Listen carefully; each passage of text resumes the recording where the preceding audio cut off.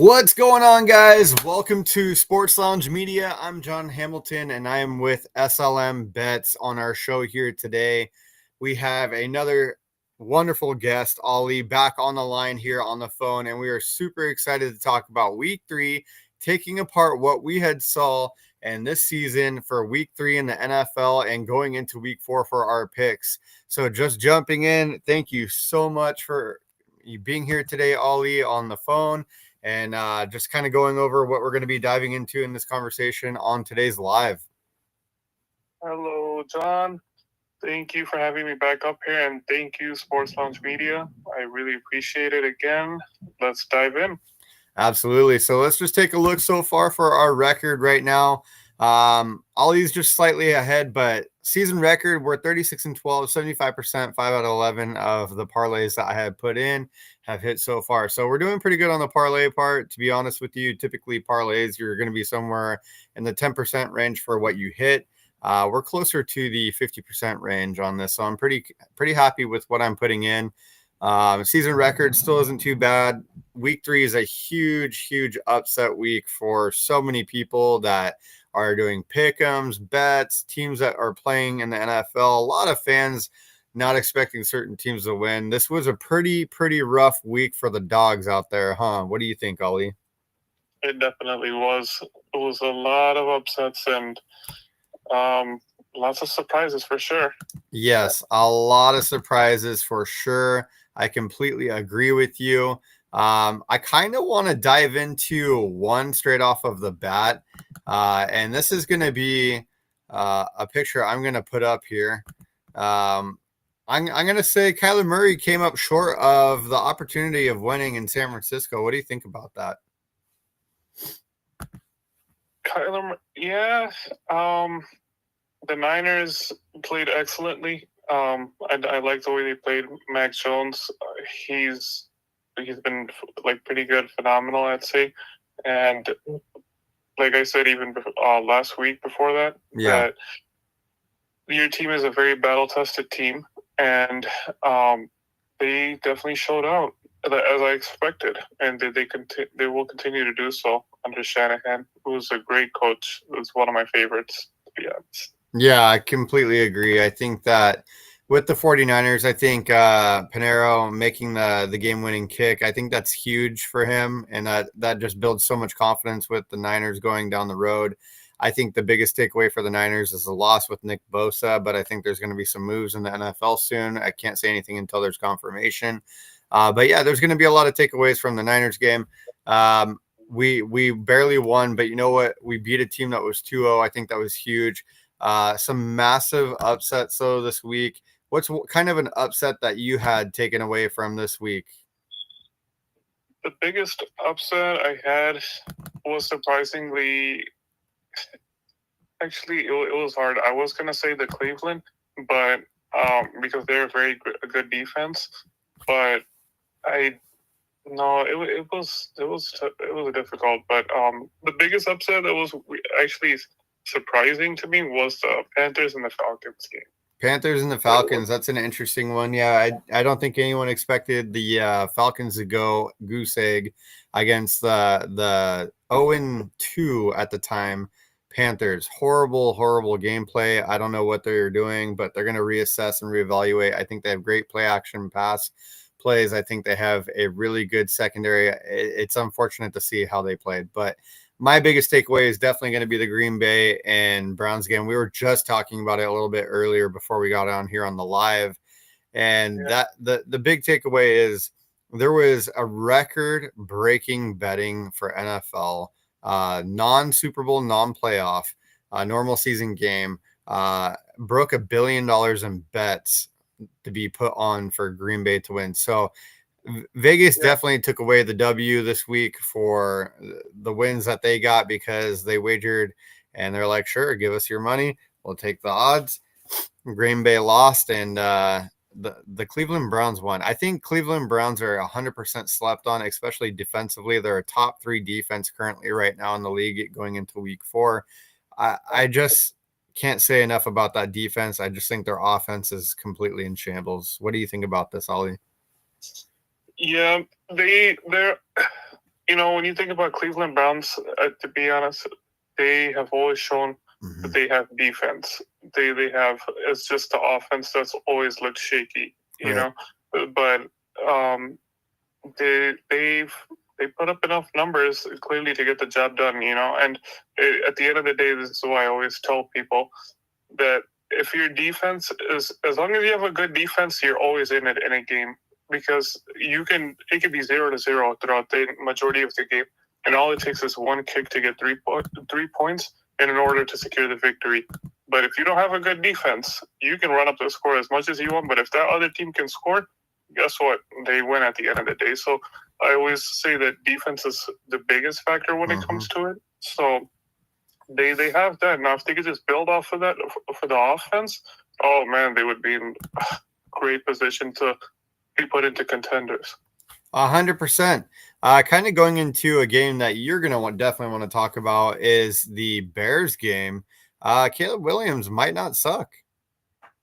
So I think Caleb Williams actually showed what he's capable of. It was the first time. This is an interesting stat that you might want to pay attention to.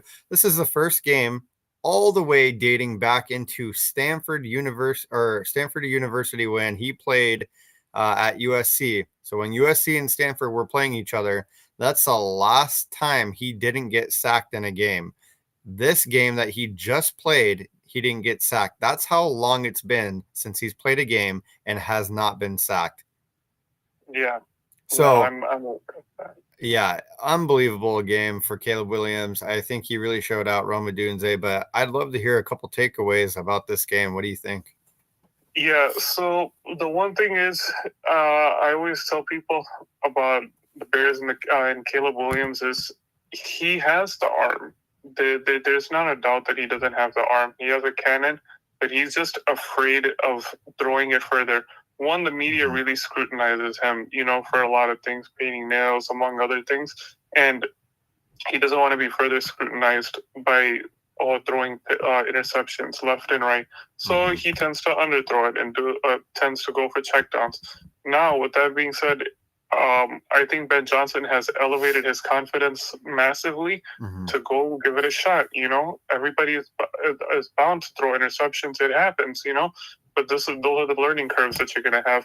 Now, the flea flicker, oh my God, that was like my favorite play of the game. And they actually said that's one of the one of the best plays as far in terms of air yards on the season so far. And regarding that, one last thing I did want to mention regarding this game was everybody's knocking on Caleb. If you look at the most touchdowns to interception ratio on the season, Caleb Williams is tied for first place with Aaron Rodgers with 7 touchdowns and 1 interception.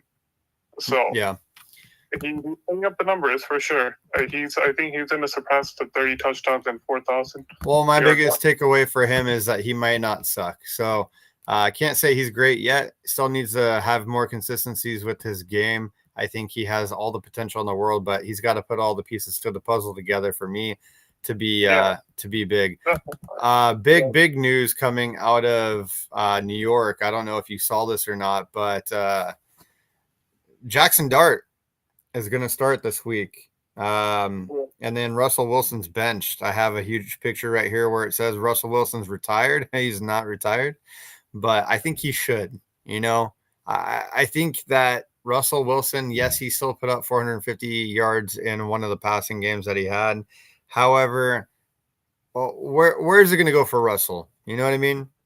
Where is Russell going to be? He's going to be benched. His talents are either need to be utilized in a team that's going to benefit him, which isn't going to happen based off of the quarterback situation as QB1s throughout the league, or he just retires. Jackson Dart stepping up.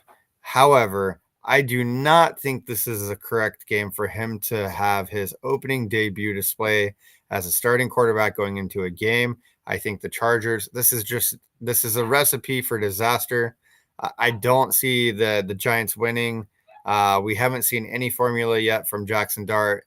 No stats, nothing in the NFL really that's going to be beneficial for me to lean towards the Giants winning, besides obviously hoping that he has some sort of success.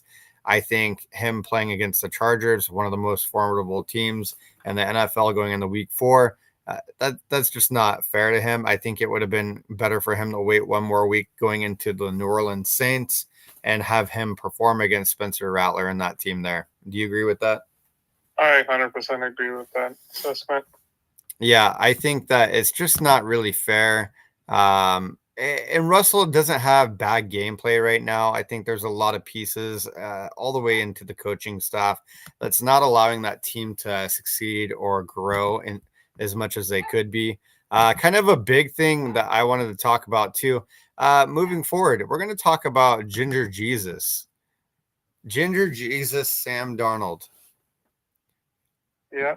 Is Seattle an official team? Are we going with Seattle? Yeah, surprisingly, I mean, so. And for this, I got to put on my Niner cap when I say this. Is Seattle a legitimate team? I believe so. I think so. But, I mean, then again, it is too early right now. What's the status of Charbonnet? Is he out for a couple games? No, he's back. He's already back? Okay, so Charbonnet's back. Kenneth Walker taking some punches down the center of the D-line there on the breaks when he's running the ball. However, JSN leading right now, 10 yards behind one wide receiver, but he's at 323 yards for the season. And JSN seems to be their main target. Now, that's concerning, okay? Overutilizing your wide receiver 1. He can still make the plays happen. Doesn't matter if he's in double coverage. But what happens if they play a good passing defense, which they have not played a good passing defense yet? What happens if JSN unfortunately gets injured during the season? What targets are they going to use in the passing game for Sam Darnold to connect with? Because if I'm being honest with you, typically QBs make the wide receivers, but in this instance, I firmly believe that the wide receiver is making the QB or they're complementing each other. I don't think Sam Darnold is a step-up quarterback in the sense where he could go anywhere and make a team wonderful. I think the players around him elevate his gameplay. What do you think about that? 100%. And I'll give you a quick example of that. You look at Justin Jefferson. When you look at his quarterback history, he has shown that the quarterbacks, they were subpar quarterbacks, but he made them all look good, you know? So like that, he did it with Joshua Dobbs, Kirk Cousins, I believe, in the beginning, which Kirk Cousins was developed a bit, but Josh Dobbs, Nick Mullins, and then last year with Sam Darnold, and now going into this year, he did it with Carson Wentz and JJ McCarthy. So, yes, there's certain impactful players, they will make your quarterback look good, and JSN is definitely doing it for Ginger Jesus. I agree. Well, we'll see what Seattle has to offer against the Arizona Cardinals coming into this week, which we'll be getting into momentarily. Next up, we're going to talk about the Rams and the Eagles. Was that the biggest choke for the Rams, or was that a capitalization on the Eagles' part? I think that the Rams situationally could have done a little bit better in the field positioning and certain play calls throughout the game. I think they had every opportunity to win that game. Did Sean McVay jump the ball a little too early, so to speak, and metaphorically, to not be setting themselves up to have a little bit more success to win that game? There are a lot of factors into it, but yes, there could have been better plays and better clock management, if you ask me. But at the end of the day, if you look at it, if Cardi if he makes those field goal kicks, and I was telling while I was watching the game, I said not the last field goal that was blocked, but I want to say it was a drive or 2 drives before them. He missed it. It wasn't blocked. He missed it. I was like, oh, this is going to come back to bite him. This is definitely going to come back to bite them. And I think if he would have made that, yes, it would have been a tie game. Then it would have been a brand new ball game. So, I mean, anything could have happened at the end of the day. Right. But Eagles, hats off to them. Congratulations to Philly for that win. It was a very hard-fought battle, and they came out victorious. Absolutely. All right, well, let's talk about this really quick. Let's talk about our picks and predictions. We have quite a week ahead of us, Ollie. There's some serious games that are going to be going down. Again, not another easy week ahead of us, but we do the best we can. We are in the green still for the week. Last week was my worst week so far. The week prior only was wrong on 2. Last week I was wrong 7, which was unfortunate. I think you said you were wrong 6, right? So yeah, it was a rough week. A lot of people saying that they only had 2 losses. I don't believe that, to be honest with you. One of the best professional analytic sport bettors that I follow, which I'm not going to drop his name because I am trying to get confirmation that I can use his name, but he is by far one of the most successful in this, and he's someone that I kind of aspire to grow and be in this world. He actually had 5 losses, which is a lot for him. And I was a little taken aback by him having 5 losses. He even said that this is a wash of a week. Forget about it. Move on. This next week is going to be a little bit better. Week 5 is going to be even more. But yeah, let's dive into it. Seattle Seahawks and the Arizona Cardinals. I have a few things to say, Ollie, and I kind of want you to give me some feedback on my opinion on this, if you don't mind. The Seattle Seahawks, yes, they beat the New Orleans Saints at home. Seattle's very hard to play in. Seattle Seahawks also are a very good defensive team. They always have been. NFC West is the best division in football right now. We only have 3 losses in total in the entire division, which how many teams can even say that right now? Not many. That puts us at number 1, right?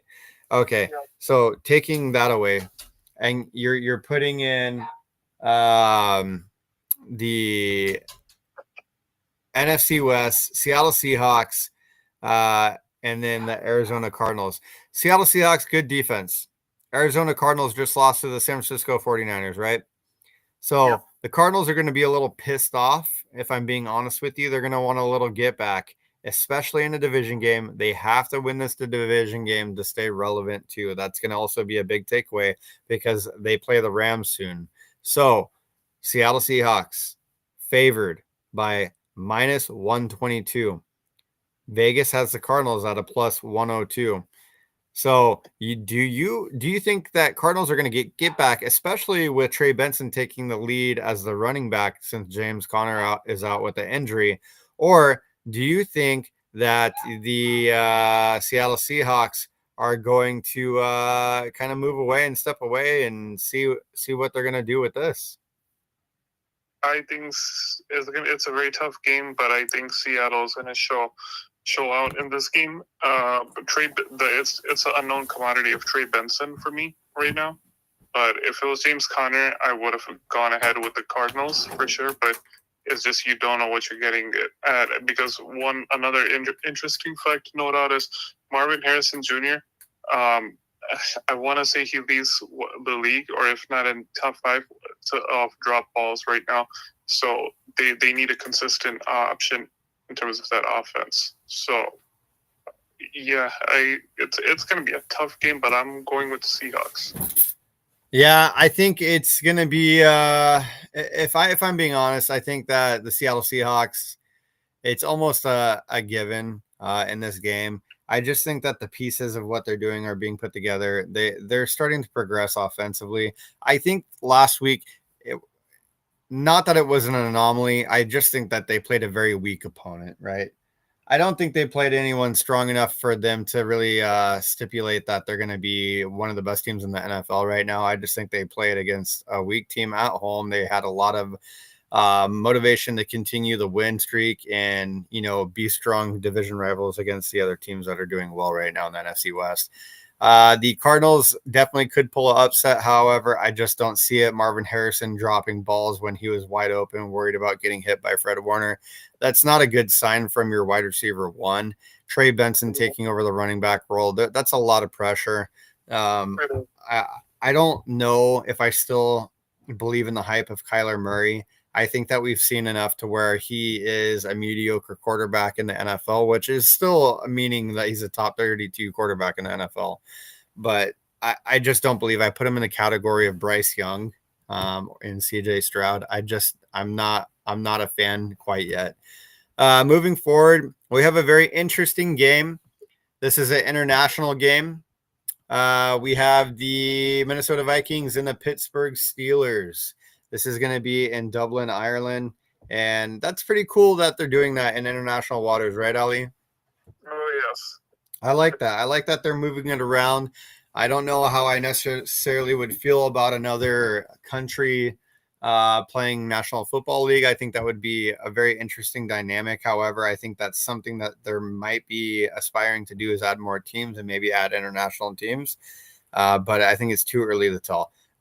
Regardless, we have the Vikings, which blew the Bengals out of the water last week. Absolutely demolished them. Browning is not the guy. This goes the, by the way, this is probably my biggest takeaway. This just goes to show you that Joe Burrow has such an impact with the Cincinnati Bengals as a singular position that when he is not there, that the Cincinnati Bengals cannot perform.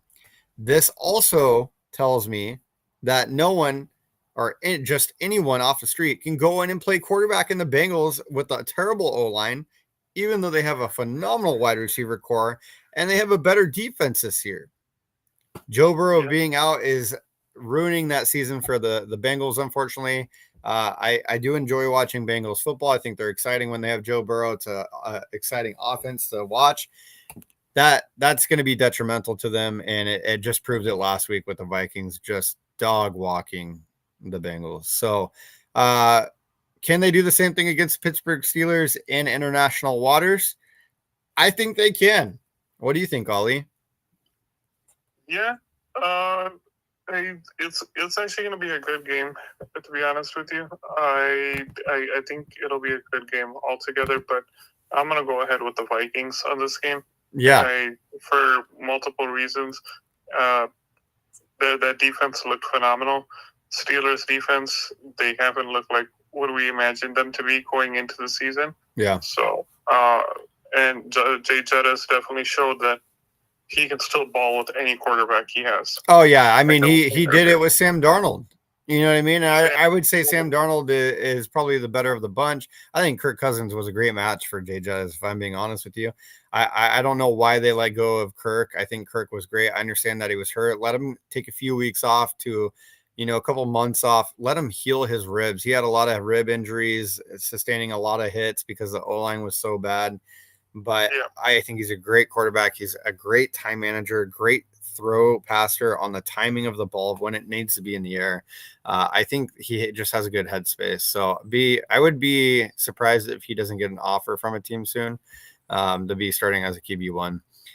Moving into it, this to me is just going to be an absolute blowout. I don't even think this is going to be close, but we have the LA Chargers and the New York Giants. I don't even need to give you a takeaway on this. I 100% feel that the Chargers should beat the Giants. If the Giants upset the Chargers, this isn't even going to be like a Green Bay Browns situation. It's just like, what is going on with the Chargers? I think the Chargers go into New York and just obliterate them and show them what good football is. Yep, I totally agree. Yeah, I think that with all the offensive weapons, and I mean, Herbert is just having a phenomenal season, on track to have one of his best seasons. He has such a great wide receiver core at hand right now that he can just throw the ball to anyone. And he doesn't even have to do much. He's making it look good. The wide receivers are connecting. There's, I think, correct me if I'm wrong, there's only been one drop pass so far on the entire offense. And that alone should just tell you how well that they're able to connect, move the ball down the field, and operate that game clock. Kind of going down another one that I just don't see how the Saints beat the Bills. Ollie, how do the Saints beat the Bills? If they can cast magic and bring Drew Brees back in his prime, maybe. Yeah, Drew Brees, bring back some of the other players that they've had on their team and roster. You might even have to bring good old Archie Manning back. Something. Yeah. You got to go back 50 years because the Bills might be the best team in the NFL right now. You have Josh Allen performing at such a high altitude of gameplay. I just can't even believe it. I'm so happy for him. And the offense, they're underrated. A lot of their pieces, the running backs, the wide receiver core. I think the Bills are just doing phenomenal. They're playing great football all around. The Bills walk away with this, guys. There's two locks, right? If you put the Bills right now and you put the Chargers, they're so guaranteed to win on a two-leg parlay on $100. You're only profiting $40. Like, that is how confident Vegas is that they're going to win it. That's how confident I am that they're going to win it.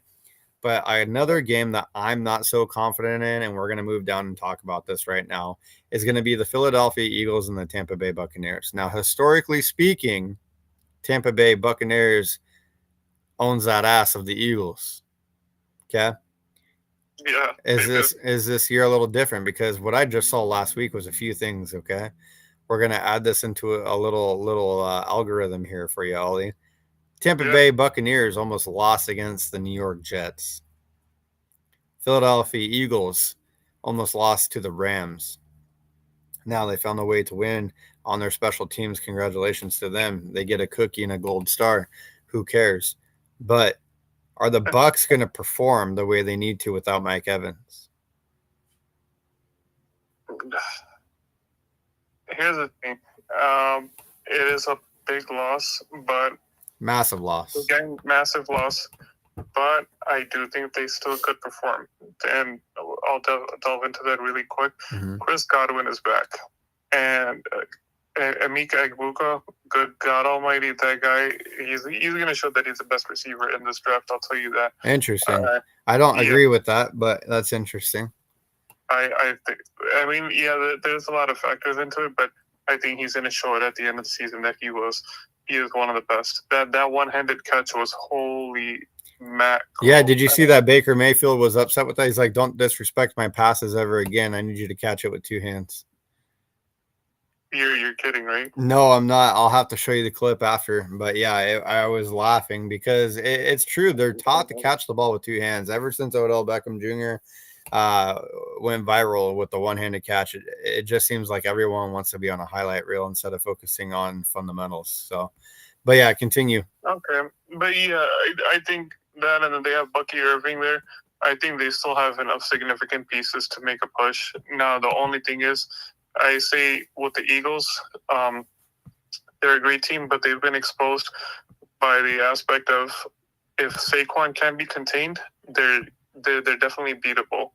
The Rams showcased that last week. He had 46 rushing yards. They were in contention to win that. If it wasn't for a couple missed kicks, they win that game. And going into this one, yeah, I think the Bucs can definitely do it. But at the same time, I think the Eagles, they have proven Jalen Hurts has taken the game into his hands and he's won out. So I think that narrative can definitely change for sure.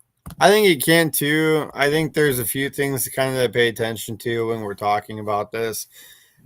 I think the Eagles have the edge. The Eagles this year, their offense is just so boring to watch. And this isn't taking away from your guys' wins as Eagle fans or players. You guys are still getting it done. You're doing a great job. You are playing a lot of fundamental football. It's great. However, it is still boring to watch. This being said, it gets the job done. When the Eagles trail from behind, they're one of the most successful teams in modern day history in the NFL to come back and get the wins that they need to get, even if it's by 2 touchdowns, which is very impressive. Jalen Hurts is able to move the ball with his feet. Saquon Barkley can catch a ball very similar to Christian McCaffrey and Bucky Irving. You also have the Tampa Bay Buccaneers, who does have Bucky Irving. You also have some great wide receiver core. Baker Mayfield is by far a better quarterback than Jalen Hurts. It's not even debatable. You're not arguing the hardware that they obtained. You're arguing the position of what they play, which results exactly to the situation that Joe Burrow in Cincinnati is in right now. They don't have a good quarterback. They also don't have a team now. So, Tampa Bay Buccaneers, Baker Mayfield, I believe in Baker more, but I believe as a whole team that the Eagles are going to get this win. I think that they're absolutely they're gonna push and strive. They're gonna have a game plan. They're the Super Bowl champions for a reason, right, Ollie? Yes, sir. All right, Cleveland Browns and Detroit Lions. Now, here's the thing. I was paying attention. I watch from a distance. I listen to what people say. I want to get my facts down. And with this, a lot of people think that the Browns could upset the Lions. Now, maybe is this because a lot of people don't like the Lions? Hey, I don't blame you. I don't like the Lions either. I don't like the Lions fans. And that's okay with me. And that's my take. A lot of people don't like the Niners or the Niner fans, and that's okay. But I'm going to tell you something. The Lions have a phenomenal offense. They have a phenomenal coach.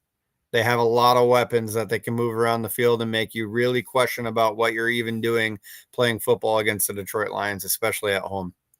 The Cleveland Browns have a top 3 defense, and it's not even debatable. It is so prominent that they beat the Green Bay Packers, which to me are one of the most well-rounded NFC teams in the league right now, and they got the job done. Now, do I think it was an off game offensively for Jordan Love? Yes, 100%. I 100% do. Now, moving forward, the Detroit Lions just beat a very, very, very good team. However, it could have gone either way because we are also talking about Derrick Henry in the fourth quarter fumbling the football again for a loss, which is a game that they should have won. So, Detroit Lions, Cleveland Browns. I'm going to go with the Lions, but I'm going to tell you live, and I want you guys to clip it. The Cleveland Browns could beat the Detroit Lions. I agree. Ollie, what do the Lions have to do to secure and solidify a W against the Browns? What do they have to do?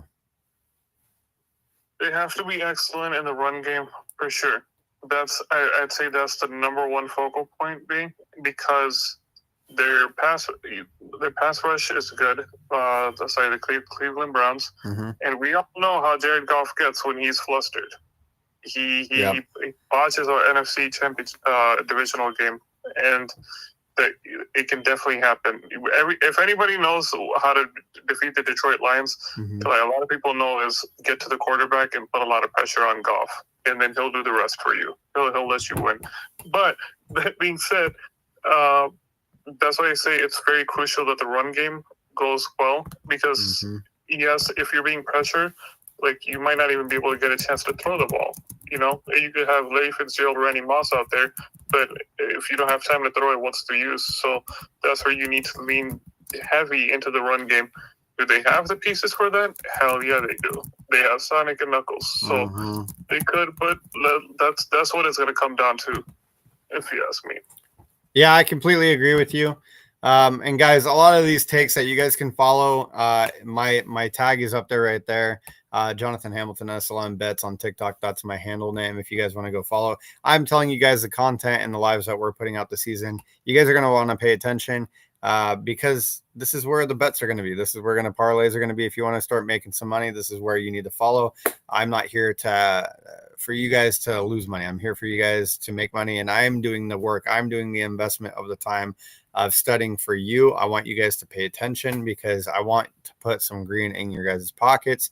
Obviously, don't gamble if you guys cannot afford it. I do not recommend doing this. If you need to make money, this is not a way to make money. This is just for fun. If you guys have a gambling addiction, please get help at the Gambling Anonymous Hotline. They are there to help you. Moving forward, because and the spread cover is ridiculous with the Atlanta Falcons and the Commanders. Now, this game is close. Vegas does have this at -108 and -112. I honestly think that the Falcons are going to get their get back. Everyone and their mother thinks that the Commanders are going to beat the Falcons, even with Mariota. However, I think the Falcons have a phenomenal run game. They have a phenomenal passing game. They have a good defense. I think this was a complete, utter mistake takeaway with the Panthers. I wouldn't pay attention to it. But if you do, everyone's taking the Commanders. Ollie, who are you taking in this? And tell me why, because I'm not 100% sure that I want to take the Commanders. Yeah, so, I think I even spoke to you about it yesterday as well. And actually, a couple of friends of mine, I was like, I'm going to take the Commanders, one, because the Falcons, they just horribly choked. But at the end of the day, they did play a divisional opponent. Your division is going to play you best, if you ask me, because they know your whole scheme and your playbooks. So with that being said, they are playing in Atlanta. Mm-hmm. I do think I had to think very deeply into this and do some research on it too. Yeah, I would say I think the Falcons get their get back for sure in this game. Mm-hmm. If not, if JD5 was out there, Mm-hmm. I'm definitely taking the Commanders on that end. But he's not there. Mariota is a great backup, but Mariota had an easier matchup, I would say, last week in comparison to this week. So I do think the Falcons pull it out, but you don't quote me on it, but it could go 50-50. It could go 50-50. It really could. It's such a close game. And this is something with betting, if you guys don't know, and I just want you guys to see my face when I say this, that if you're ever unsure, it is statistically proven by 76% that you should always take the home team. If you don't know, if something is 50-50 and you don't know which team to take, always go with the home team. The home team is always going to be your best bet when you're doing any sort of betting, any sort of gambling. You want to make sure that if it's close like this with what the Commanders and the Falcons at a -112 and a -108, Vegas isn't even unsure. They don't know who's going to be favored in this. I think they're both comparable matchups. I think Falcons come back, get back. The Commanders very similar. However, always go with the home team. If you really think that the Commanders are going to get dubbed, bet the Commanders. But for me and Ollie, we both think that the Falcons are probably going to win this game. It doesn't mean that I'm probably not going to hedge this bet. I think it would be smart to. I think it would be a game that maybe you want to stay away from if you're not 100% sure. This is not a lock. Moving forward is a very similar game. The Tennessee Titans and the Houston Texans. The Texans are favored by 395. I think that's way too favorable for the Titans. If you look at who the Titans have played, the Titans have lost against the Broncos, the Rams, and the Colts. Those are the top teams in the NFL, guys. And they're still putting up points, some of which they almost beat them. I don't think Cam Ward's having a bad season. I don't think they have a bad team. I think they have a very unfavorable schedule with a rebuild of a team. And they're trying to figure out all the pieces to the puzzle. They don't know where everything goes right now. They also don't know how to operate an offense with brand new quarterback. So I think they're figuring it out. Now, Houston Texans, there was so much hype this year with the Texans being, undeniably the best in the division. And you know what? I was right there with you before the season started. I said the Texans are going to win the AFC South. But here I am wrong. We have the Colts on top right now. Are they going to keep going? I don't know, maybe. But the Texans, CJ Stroud, sophomore slump, comes out of it going into his third year. Do we really think that he's going to perform well against the Tennessee Titans? I think it's his best opportunity to. I think there's no question that he has to. I think that defense has already done well. I think they need to step up even more. I think that O-line is horrendous. They have no offensive weapons. They need to figure it out because right now they are not operating at a standard for any sort of Texas football. Yeah. So Tennessee Titans and Texans. Again, when you're unsure, take the home team. Texans are super favored. But I'm going to tell you guys live, and I want you guys to clip this right now. I want you to remember what I'm saying right now. Tennessee Titans 100% could throw off an upset against the Texans.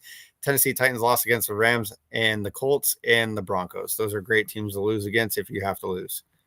Moving forward, the Carolina Panthers and the Patriots. Now, this is going to be an interesting one, and I want to tell you why, Ollie. Yeah. Carolina Panthers just goose-egged Atlanta Falcons. And before that, the Falcons obliterated the Vikings with J.J. McCarthy. Okay. Yeah. New England Patriots at home, Foxborough. They love to turn the ball over. This season, they've turned the ball over 5 times.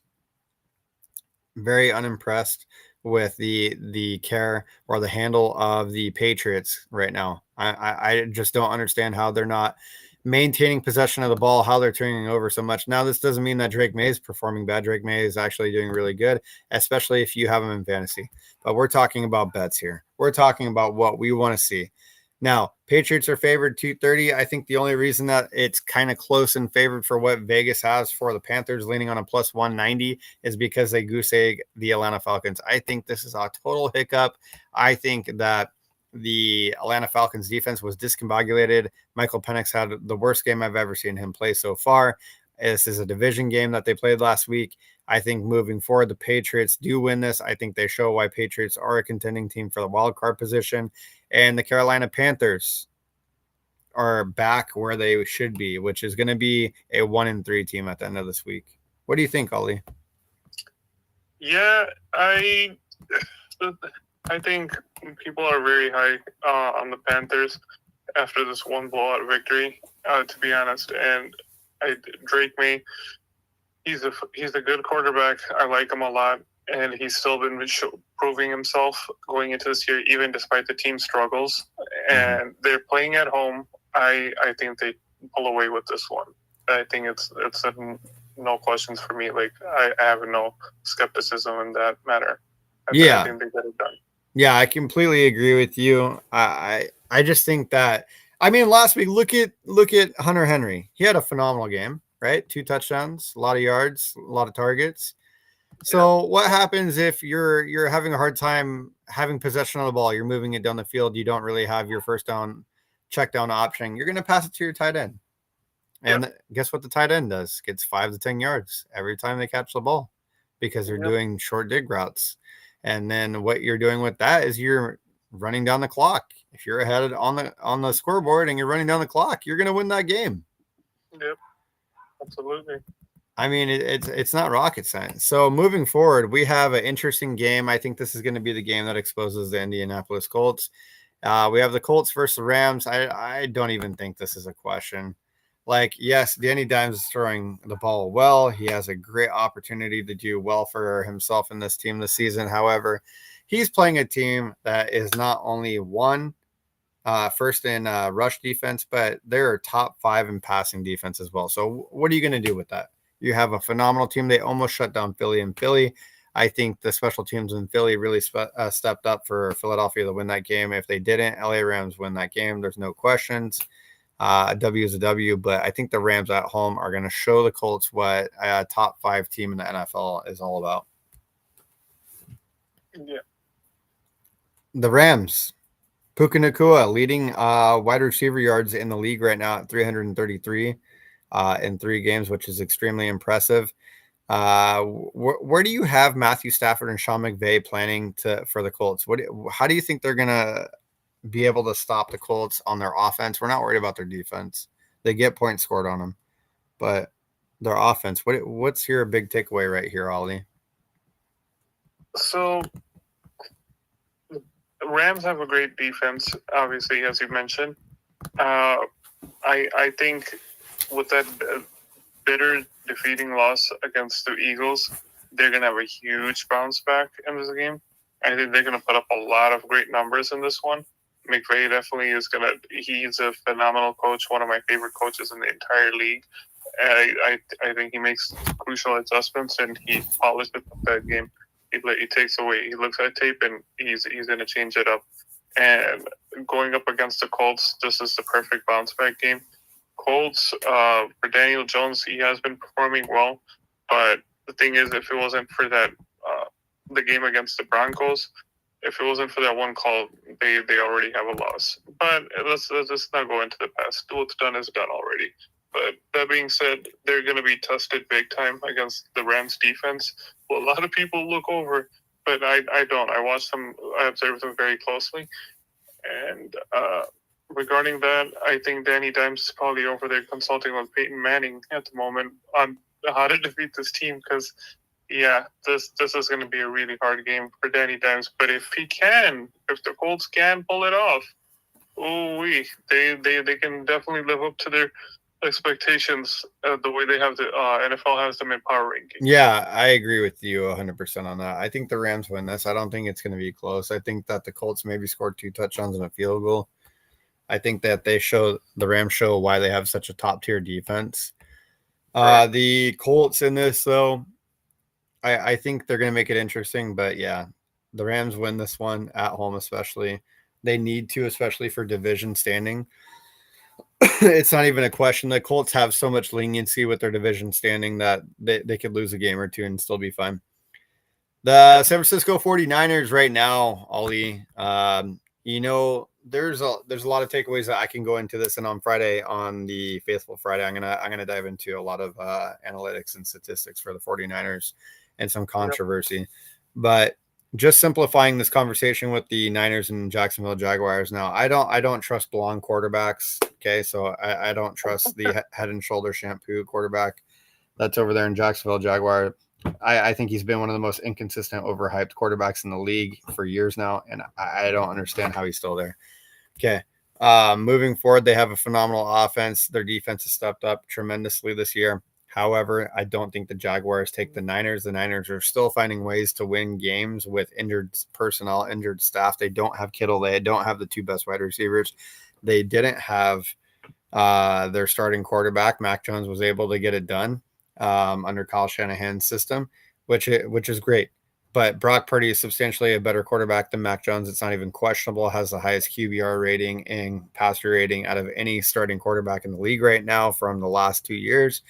And I'm telling you right now, Brock Purdy is going to be excited to get this done. He feels healthy. He's already full practice. And Tongues, great tight end, step in, tall, big, able to block, very similar to Kittle, not the same talent level, but does the job. We are also getting back 2 players. We are getting we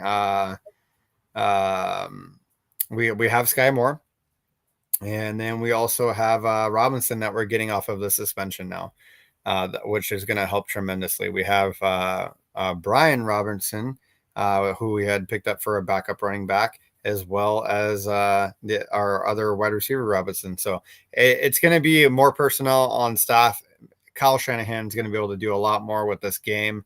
This is also at home. Niners have a very good history and track record beating the Jaguars, especially at home games. I'm not too worried about this. I think, yes, Jaguars do have a chance. Everyone does have a chance on any given Sunday. However, we need this win because next week is going to be even more tough, and we need to focus on getting this win so we can just take a loss against LA next week. Yeah. This game, you think Trevor Lawrence is going to do it, Ollie? No. Not even close. I don't think it's happening. Not it's not happening whatsoever. In my opinion, like I said earlier, I have nothing but praise for Kyle Shanahan. He's a phenomenal coach. Well, another person I was mentioning with a friend that you guys are getting Demarcus Robinson, and that guy, he stood out to me big time on the Rams last year. Like, oh my God, he's a phenomenal athlete. So you guys getting him back, it's going to be nothing but praise going forward. Yeah, I completely agree with that. Yeah, and just, man, I just can't wait to see your team 100% healthy with Kittle back, Purdy back. Oh my! If we have everyone healthy, we're Super Bowl contending team. There's not even a question because there's not even a question we've proved it year after year after year, going NFC Championship to another one to a Super Bowl, almost beat the Chiefs in overtime. I mean, there's so much to take away from here, and we have a new kicker. We don't have to be stressed out about Moody anymore. He's not going to lose his points like Moody did. Moody, I'm happy he's gone. Okay, I'm happy he's gone. Yeah, I can say that. But I know you guys, it is a big loss with Bosa going on, but I think you guys still have the personnel to get it done. Even, like, you guys have the next man up. I think you guys still get it done, personally speaking. And from what I'm hearing, if a certain thing happens, oh, good God for the league. I'm just going to put it at that. Yeah, 100%. Moving forward, we have the Baltimore Ravens and the Kansas City Chiefs. I think that the Kansas City Chiefs are showing us what I expected, to be honest. Now, this isn't take away saying they're a bad team. They're not a bad team. They have a very tough schedule. They're playing hard opponents. However, they don't have the clutch factor. They don't have the rest from what appears to be, from my point of view, favoring calls to the Chiefs. Okay. I'll say that as nice as I can. the Ravens should be 2 more wins in my opinion right now if Derrick Henry didn't fumble the ball. Kansas City Chiefs, guys. I mean, what do you do in this game? You want to take the Chiefs historically at home, but the Ravens are still putting up numbers. Both of them don't have a good defense. The Chiefs last year winning games barely within single points, 1, 2, 3 points. They were barely winning games, and some of those games came away from mistakes from the opposition. So, Yeah. do the Ravens win? Like, what's going on here? What's our takeaway, Ollie? What are we doing? Ooh, this is a tough one. Now, there is a lot of factors. One being, I think Xavier Worthy I believe he's coming back for this game, and I think it is. I said I wouldn't recommend it normally if you're playing a good physical defense, the way they played against the Giants. But in this matchup, I would say, yeah, I think it's favorable to bring him back if he's 100% healthy. Now, with that, it will make a big difference. Don't get me wrong. It'll give Mahomes a weapon to throw to. Now, the Ravens, they need to get back badly. Right now, everybody's knocking on them. Like, what are you guys doing? You know, Derrick Henry, you're fumbling in crucial moments, the biggest crucial moments. In the Buffalo game, when he had the fumble, that one was like, holy wow! You know, like I can give that away because he was wrapped up completely, and it was hard for him to take control of the ball. But this last game, that was just, oh my god! Yeah, like, there's two games, man, in against really really strong opponents that you just cannot. You can't do that, and Derrick Henry knows. Derrick Henry knows. You can see it on his face. I don't think he thought that he would have these two problems that are game-winning fumbles. Like, if he doesn't fumble, they beat the Bills. If he doesn't fumble, they beat the Lions. It's as simple as that. Yeah. It's really as simple as that. I think that it's interesting to see outcomes just based off of one drastic thing, but that's what happens. You turn the ball over to good teams, they're going to capitalize on those turnovers, and that's what happens when you play good football teams. You know, we had put some standings up last week, Ollie, and I kind of want to talk about it really quick. About some power rankings. I want to know if you still think these are kind of where they're at. So the top two, we had the Eagles and the Bills. Do you think those still stand in the position of where they're at? Eagles, it's a tough one for me, but Bills, yes, I would say. But Eagles is a tough one. Yeah. Personally, it really is.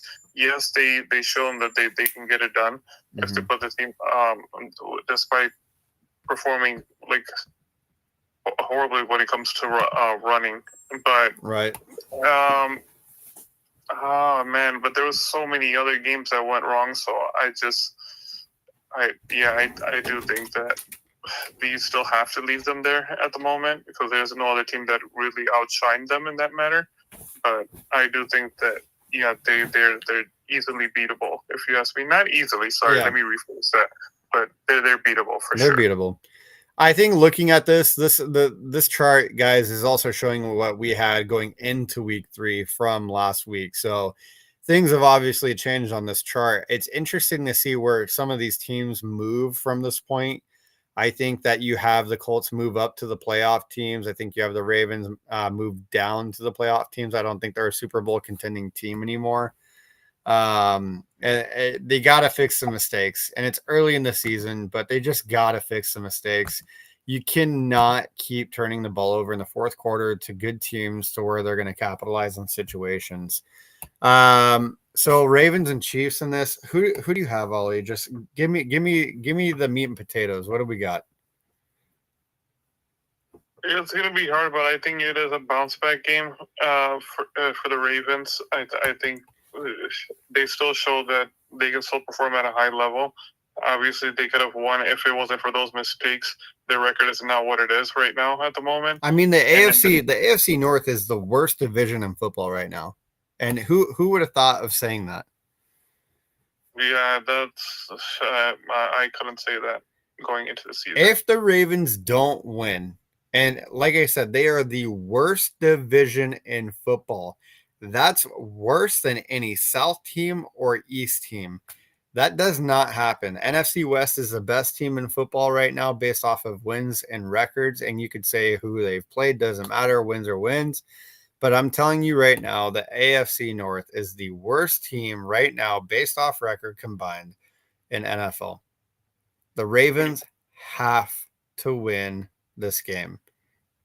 It is their season at hand. The Chiefs' season, in my opinion, is over. I think the Chargers are light years ahead of the Chiefs. The Chiefs would have to win out, and the Chargers would have to lose a substantial amount of games, which I don't see based off of their schedule and record that they have ahead of them. Ravens have to win. I'm taking the Ravens. There's no question. Yeah, I think I'm going with the Ravens as well. Chicago Bears and Las Vegas Raiders, they're equal match, favored by Vegas on DraftKings app here that I'm looking at negative 110. I have the Bears in this. I don't know why it's similar. Geno Smith cannot throw a ball to complete in a single game without throwing an interception this season. I just don't understand what's going on. Las Vegas is in complete shambles. They have such great talent and personnel on their team. What's the issue? What seems to be the issue every single year? We don't know. They have the X factor for just being horrible. But Chicago Bears, Caleb Williams didn't suck so bad last week, throwing for 4 touchdowns, no interceptions against the Cowboys. He's everyone's superhero this week because he beat the Cowboys. No one likes Cowboys. Yeah, thank God we did though. Yes. So I have the Bears beating the Raiders in Las Vegas. I think this is also a very similar home turf to Caleb Williams. And I think Caleb Williams will perform really well indoors. I'm not worried about it because they have Rome Odunze and Loveland. I think those are 2 great pieces that they picked up last year and this year. And I think that we're going to see another decent game out of Caleb Williams. I'd project him with how bad that secondary is with 2 touchdowns and possibly a pick. Caleb Williams sometimes throws some risky passes, so I think they still pull off the W in this. Yeah. So going into this one, I do think the Bears do win this one. Now, which Geno Smith shows up, God knows. It's just if he shows up with throwing for 400 yards, I certainly believe the Bears are cursed for sure. But at the end of the day, yes, they have Brock Bowers, Ashton Genty, but I think the number one thing that you were mentioning, like what is wrong with the team, their O-line is horrendous. They can't block for nothing. Like I don't think they could handle an elementary school team, if you ask me, the way that they look going in the NFL now, and that's going to hinder your performance big time. So I think the Bears have a lot more to look forward to in terms of winning because they need this badly. They need a last game now because after this week we're gonna have a bye week going into that. So if you can go 2-2 going into the bye week and then you come back have a revenge game against the Commanders, it's fine. You need the break. The defense definitely needs it for sure, and I think they have to win this game. Like I told people, yes, the Bears lost the first 2 games. The first one they should have won.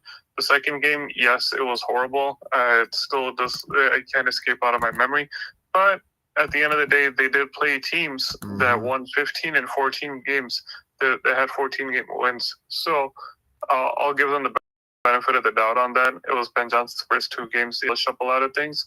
But I think going forward, he holds his team accountable. The team loves him. I think they get it done against the Raiders.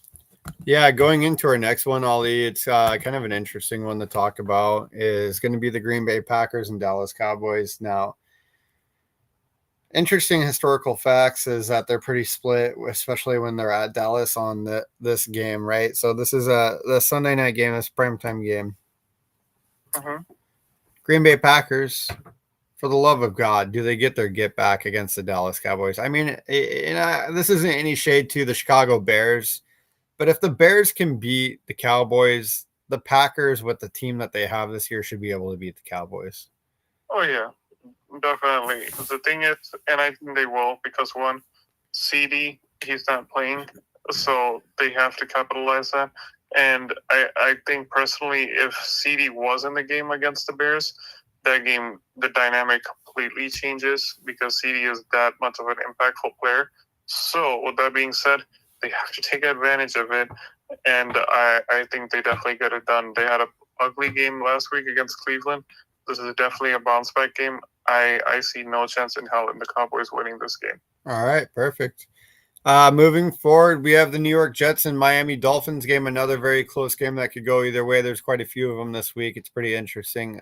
Week 4 is pretty tough, not as tough as week 3, but week 4 is some interesting takes. New York Jets, they almost beat the Buccaneers, but the Dolphins also have been putting up quite a bit of points too. Both these teams have not won a game yet. Who are we taking? Dear God Almighty, this is a.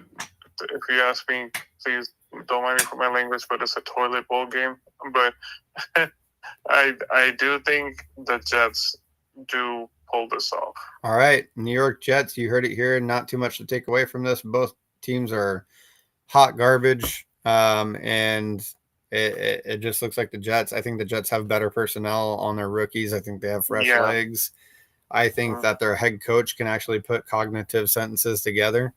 So we'll see what happens. Next is going to be our Monday night game to wrap this up, and then we're going to go over our picks on our last run through really quick. But the Cincinnati Bengals with Browning and the Denver Broncos.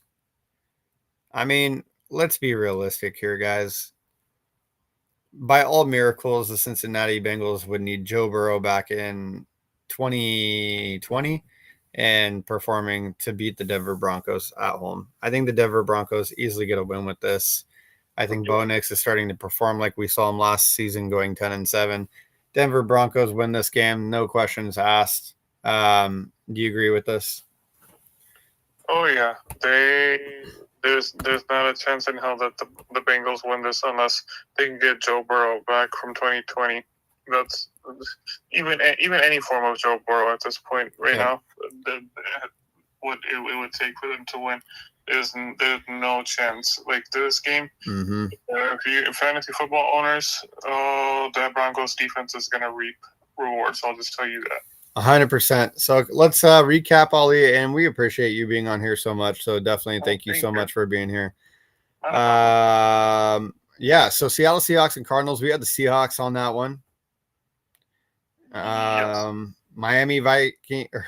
Minnesota Vikings and the Pittsburgh Steelers. We did take the Vikings in this. Is that correct? Yes. Okay. Chargers and Giants. We have the Chargers. Molly-whopping them. Yeah. Okay. So this is interesting because 3 away teams immediately. Saints and Buffalo, first home team. We're taking Buffalo. Yep. Who did we decide with the Buccaneers and Eagles? We went with the Buccaneers. Oh well, no, I went with the Buccaneers. I think you went with the Eagles. So I went with the Eagles, but again, this game could go either way. Let's just go with the Bucks for right now, and we'll assess it from now. But I think I am going to go Eagles. And the reason that I'm just picking all this and going down on my DraftKings app, guys, if you guys are tuning in, is I'm just going to add everything up if we were to bet $100 and tell you what the payout would be. Next is going to be the Cleveland Browns and Detroit Lions. We have the Lions in this, correct? Correct. And we did say that the Browns could pull off an upset. We have the Commanders and Falcons. We took the Falcons on this, Ollie. Yes, we did. Tennessee Titans and Texans. This could be upset by the Titans, but I think we took the Texans in this. The Texans, yeah. Perfect. Next is going to be the Panthers and Patriots. I think we both took the Patriots, assuming that the Patriots are going to have a better game. Correct. Colts and Rams. I think we take the Rams here. Yeah. San Francisco 49ers and the Jaguars. We take the Niners at home. Correct. Ravens and Chiefs. I think we're both on the same page that the Ravens are going to have to win this game. Yeah. Bears and Raiders. I know how you feel about it. We're going to take the Bears. Yeah. Packers, Cowboys. We're taking Packers. Yep. Jets, Dolphins. We're taking the Jets. Yep. Bengals and Broncos. We're taking the Broncos. So, guys, this is an interesting bet. If you were to bet $100, I'm going to tell you how much this payout's going to be. It's going to be ridiculous. And if you were to bet $100 and all of these legs hit on 16 legs, it doesn't happen often. It's very rare. I went perfect 3 weeks last year, and Ollie went perfect twice, right? Yes, twice. So a total of us going 5 times perfect, and my weeks that I went perfect were 3 in a row. So $100 is going to pay out $139,264.03. They all have to hit. Okay, is that going to happen? Probably not. There's going to be some weird upsets. We already know. Okay, but we need to bounce back from last week, going 9-7 and 10-6. So, it's unacceptable. It was still in the green. We didn't go negative in the red, but we need better stats. This week, guys, I'm telling you, this week is going to be a tough week. Week 3 and week 4 is a week for the dogs. If you're going to piss like a puppy, stay on the porch. I need you guys to putting your sweats and bets in with us, because this is the only place we do such deep dives. We do such deep analytics and history and weather reports, player injuries, statistics on history of games played. There's a reason why I'm here, and I'm telling you guys this information, because this is going to be the best information that you're going to get on the bets and likelihood of what's going to happen. So I want you guys to pay attention and definitely listen to Ollie on his last takeaway for me here. Ollie, go ahead and give your last takeaway and what game you like this week. The biggest takeaway, I would say, it would come down to the locks of the week, which I'll leave it at that. But I would tell you this one thing, one quick advice, actually, sorry, for any bettors. Yeah. What you could do, there is a promotion. It's it's very similar to the no sweat bet, but there is a ghost leg parlay, and yes, you have to wager less on it. There's a cap at it, but if you miss it by one leg, then they knock it off, and you can still win out. So if you're not betting much money into it, you can definitely do that. I would definitely recommend that. But if you have the incentive and you have the money for it, financial stability, go ahead and do it. Lock it in for that much, because that is a substantial payout. Exactly. Sure. And this is, again, guys, the gambling is not going to be anything that is going to guarantee. That's why it's called gambling. If you guys have any issues or concerns with gambling or any addiction, please get help. Reach out to Google, type it in, the information. Gambling Anonymous is there to help you. This is just for fun. There's no guarantees in this. We do our best history and best knowledge base on all our statistics and analytics of what we dive into. Ollie and I put our heads together, and we work with a couple other people. We really want to benefit you guys and put some money in your pockets if able, but these are our takeaways. So just running through one last time before we hop off here. We have Seattle over Cardinals, Minnesota over the Steelers, Chargers over the Giants, Bills over the Saints. He has the Buccaneers over the Eagles. I have the Eagles over the Buccaneers. That could go either way. Please do your own history and just knowledge base to dive in what you guys like. We have the Lions over the Browns. However, I definitely think the Browns could beat the Lions, but the Lions, I think, are going to win this game just based off personnel. Falcons over the Commanders. I'm not hyped on the Commanders. I think Falcons get a get back. I think that game last week was horrible. Tennessee Titans over Texans. I have the Texans over the Titans actually on this one. The Titans definitely could pull an upset on this. Patriots, Panthers. I think the Panthers are washed. I think that was the only game that we're going to see them perform that way. Patriots win this. Colts and Rams. Rams win. They have the best defense in football right now for rush defense and sixth in passing. They should easily get this win. Puka Nacua is leading in receiving yards. 49ers and Jaguars. Niners win this game at home. They have a banged up personnel, and we're getting more people back this week. I'm not even worried about this game. Ravens and Chiefs. Ravens have to win. Like, this is a have to win game for them to be ahead in their division and also have a chance at playoffs. The Bears and Raiders. I have the Bears in this game. Caleb Williams will have that confidence roll into the Las Vegas Raiders.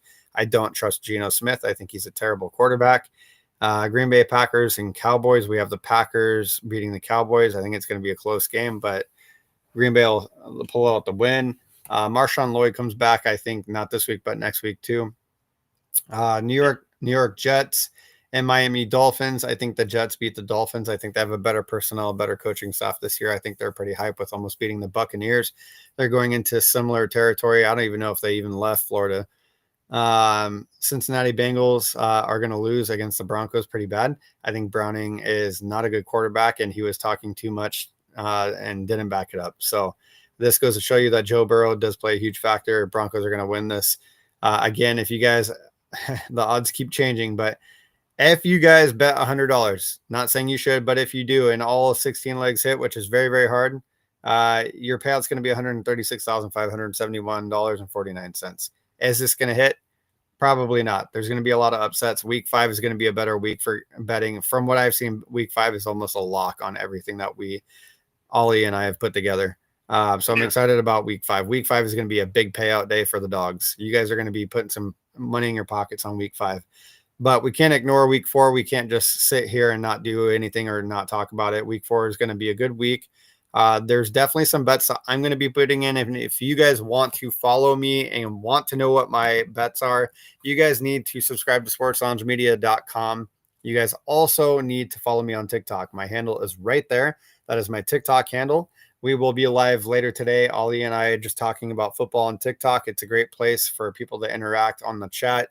And we want you guys to subscribe and follow. Thank you guys so much for your time today. Ollie, thank you so much for hanging out with us again, doing these picks on this week. I think this is a great segment that we do. My other segment I do is Faithful Friday, or on Friday, we do Faithful Friday, and we talk about the 49ers. If that's something you guys are interested in, you guys can do that. But Ollie, again, thank you so much for everything. We really appreciate you being here. Yeah, absolutely, Ollie. We love it. Next week is going to be interesting, but this week I think we're going to have some payouts.